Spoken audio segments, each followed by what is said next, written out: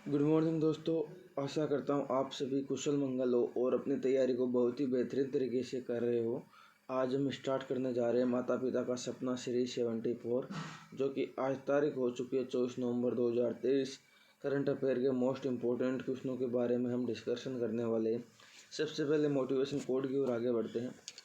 संघर्ष तो जीवन का एक हिस्सा है, तो फिर इससे क्यों भागना है। यानी संघर्ष जीवन का एक हिस्सा है और फिर हम इससे भागते क्यों हैं। ना संघर्ष है ना तकलीफ है, क्या खाक मजा है जीने में। बड़े बड़े तूफान थम जाते हैं जब आग लगी हो सीने में।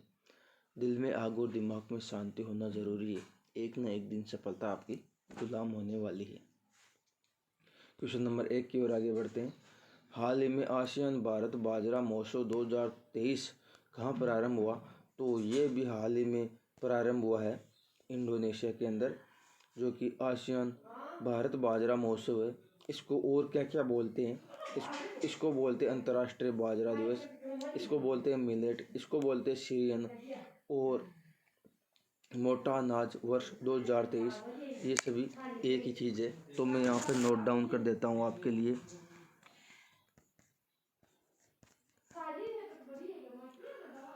अंतर्राष्ट्रीय बाजरा, अंतर्राष्ट्रीय बाजरा, मिलेट्स और सीरियन। अच्छा, और क्या रह गया, मोटा अनाज वर्ष।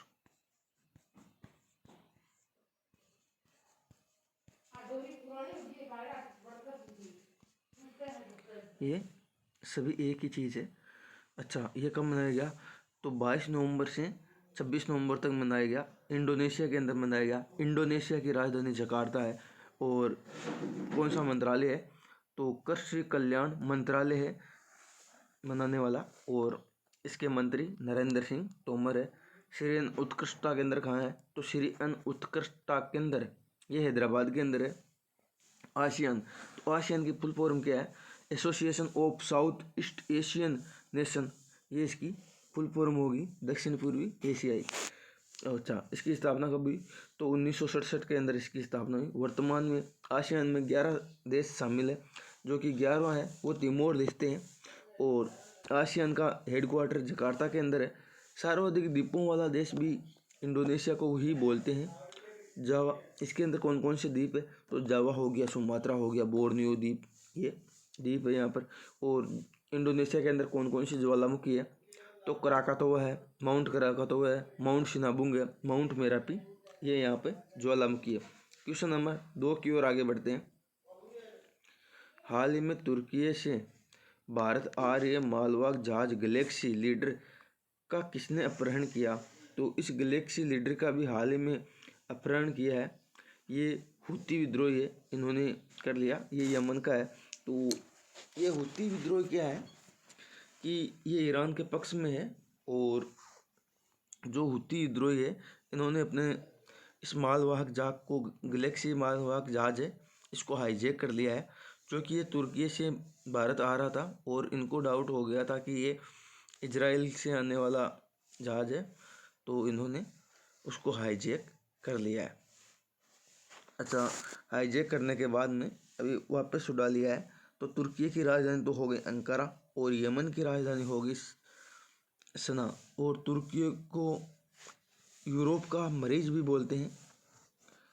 अच्छा, जो ये हुती विद्रोही है, ये ईरान के समर्थक है, ईरान के इशारे पे चलते हैं ये सभी। क्वेश्चन नंबर 3 की ओर आगे बढ़ते हैं। हाल ही में Gyanodaya Express college on wheels से शिक्षक तीर्थ यात्रा कहाँ प्रारंभ हुई। तो ये भी तीर्थ यात्रा प्रारंभ हुई है जम्मू एंड कश्मीर में, जो कि Gyanodaya Express college on wheels से शैक्षणिक तीर्थ यात्रा है। ये जम्मू कश्मीर से प्रारंभ हुई है। तो ये ज्ञानोदय एक्सप्रेस यात्रा अभी हाल ही में प्रारंभ हुई है। तो जम्मू कश्मीर के राज्यपाल कौन हो गए, मनोज सिन्हा हो गए इसको स्टार्ट करने वाला। और जम्मू कश्मीर के कटरा से इसकी शुरुआत हुई है और 700 छात्र हैं, उनको बाहर की दुनिया दिखा रहे हैं और ये पहले हुई थी एक रैपिडेक्स। ये कहाँ पर हुई थी? तो ये रैपिडेक्स हुई है नई दिल्ली से मेरठ गाजियाबाद, यहाँ रैपिडेक्स हुई है। और वंदे भारत एक्सप्रेस वाराणसी से दिल्ली तक चलने वाली है। क्वेश्चन नंबर 4 की ओर आगे बढ़ते हैं। आईसीसी पुरुष अंडर 90 विश्व कप 2023 का मेजबान देश कौन सा है? तो इसका मेजबान देश हो गया दक्षिण अफ्रीका, जो कि आईसीसी पुरुष अंडर 90 विश्व कप 2024 का मेजबान देश हो चुका है दक्षिणी अफ्रीका। तो हम देखते हैं ये 15वें क्रम का हो गया है, और यहाँ पर मैं नोट डाउन कर देता हूँ। 15वें क्रम का हो गया है और श्रीलंका को निलंबित किया गया है। पहले इसका मेजबान कौन था? श्रीलंका था, और श्रीलंका को अभी हाल ही में आईसीसीआई ने निलंबित कर दिया है। तो मैं यहाँ लिख देता हूँ, श्रीलंका को आईसीसी ने निलंबित कर दिया है। ये देखो यहाँ पर, एक सेकंड,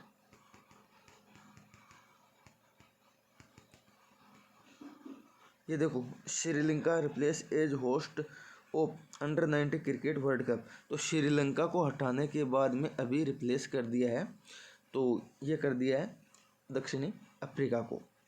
2022 का इसका होस्ट कौन था? तो 2022 का इसका होस्ट था वेस्ट इंडीज, और उसके अंदर विजेता था भारत। अच्छा, इसके अलावा हम और देखते हैं आईसीसीआई, जो इसकी फुल फॉर्म क्या होगी?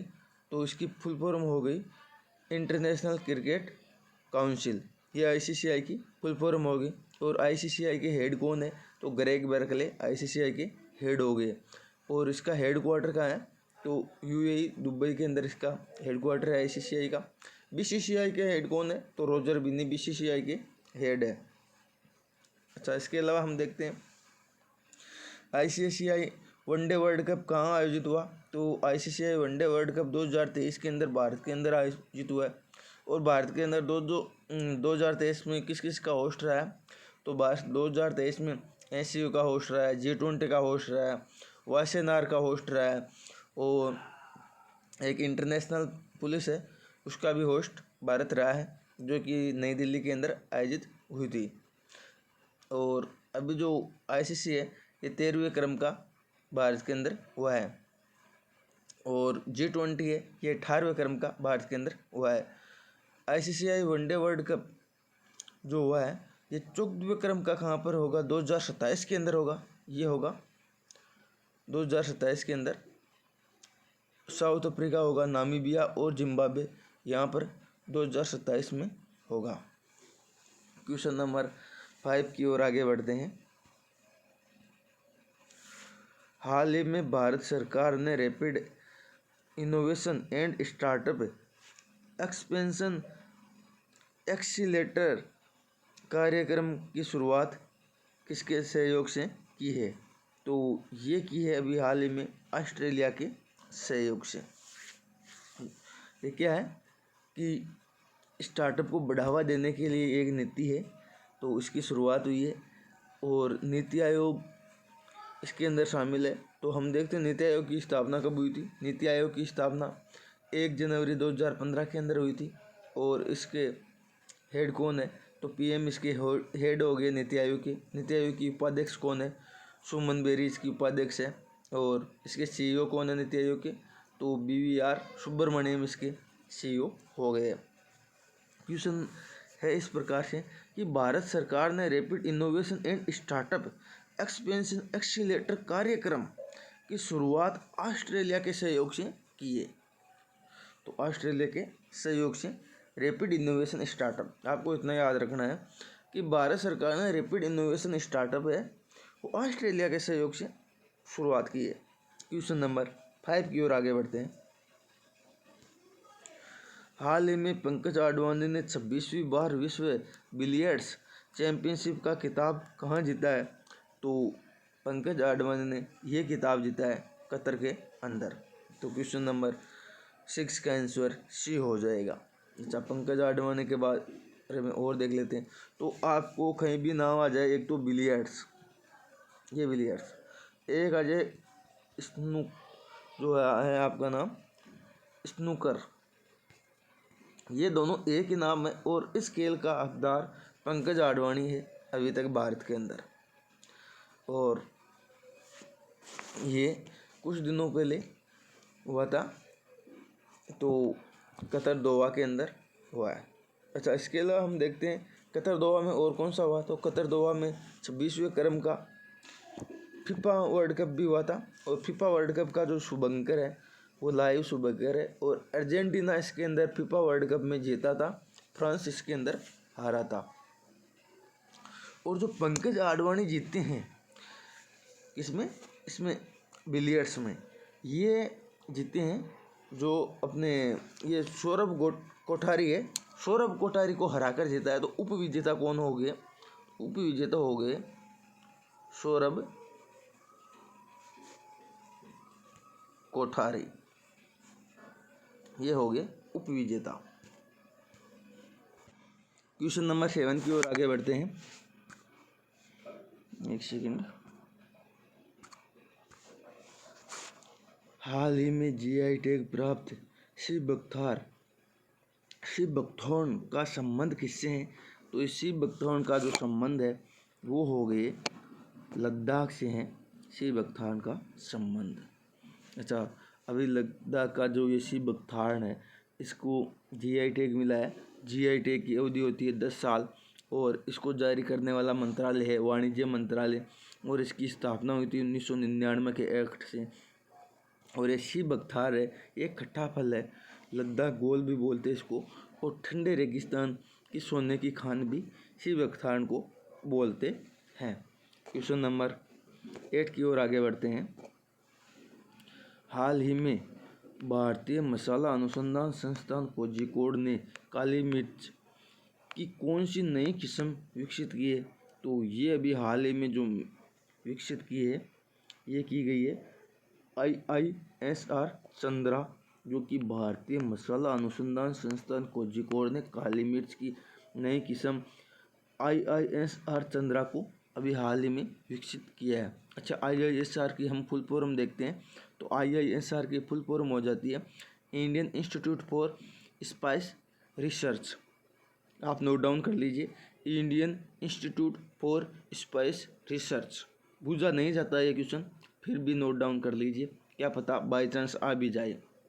अच्छा, IISR चंद्रा है, ये कहाँ पर हुई है?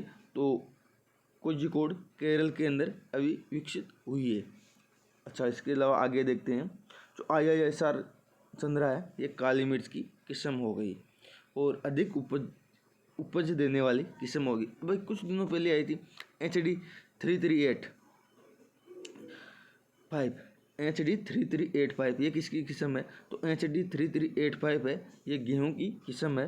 तो HD 3385 ये है गेहूं की किस्म, ये है गेहूं की किस्म। और हम देखते हैं नमो 108, ये किसकी किस्म है? तो नमो 108 है कमल की, ये है कमल की। क्वेश्चन नंबर 9 की ओर आगे बढ़ते हैं हम। हाल ही में गुजरात सरकार ने किसे राज्य मछली घोषित किया है? तो गुजरात सरकार ने भी राज्य मछली जो घोषित किया है ये हो गई घोल मछली। अच्छा, इसके अंदर हम देखते हैं गुजरात ने घोल मछली को स्टेट फिश घोषित कर दिया है। और इस मछली को गोल्ड फिश भी बोलते हैं, सोने के दिल वाली मछली भी बोलते हैं, क्योंकि इसके अंदर जो पोषण पावर होता है बहुत ज़्यादा होता है। और ग्लोबल फिशेज कॉन्फ्रेंस का होस्ट भी अहमदाबाद होने वाला है। सबसे बड़ी मछली शार्क है और सबसे बड़ा स्तनधारी जो जीव है वो है ब्लू व्हेल। डॉल्फिन है जिसको स्टेट फिश यूपी ने घोषित कर दिया है। 5 अक्टूबर 2009 से गंगेटिक डॉल्फिन को जलीय जीव घोषित कर दिया गया है और 5 अक्टूबर को डॉल्फिन दिवस भी मनाते हैं। क्वेश्चन नंबर 10 की ओर आगे बढ़ते हैं। हाल ही में सर्वश्रेष्ठ कॉमेडी श्रेणी में अंतर्राष्ट्रीय एमी पुरस्कार जीतने वाले पहले भारतीय कौन है? तो ये जीतने वाले हो गए वीर दुर्गादास, जो कि सॉरी वीरदास हो गए इसके अंदर, जो अंतर्राष्ट्रीय एमी पुरस्कार जीतने वाले वीरदास हो गए। अच्छा, इसमें देखते हैं निर्देशालय पुरस्कार जो ये जीता है अंतर्राष्ट्रीय एमी पुरस्कार, ये हो गए वीरदास। जो निर्देशालय पुरस्कार है एकता कपूर जीतती है, और अंतर्राष्ट्रीय एमी अवार्ड है ये टेलीविज़न से संबंधित है और 51वां नंबर का है। कहाँ हुआ ये? USA न्यूयॉर्क के अंदर हुआ है। तो यह मैं आपको बता देता हूँ, जो ये एमी पुरस्कार जीता है वीरदास ने, और अंतर्राष्ट्रीय एमी अवार्ड है टेलीविज़न से संबंधित है। तो ये हो गया टेलीविज़न से संबंधित हो गया, और 51वें क्रम का हो गया है ये। और कहाँ मिला है ये? तो ये मिला है USA के अंदर न्यूयॉर्क में मिला है। Thank you so much always की इस्तेमाल। आशा करता हूँ दोस्तों आपको क्लास बहुत पसंद आई है, और अपने सभी दोस्तों के साथ में इस क्लास को शेयर कीजिए।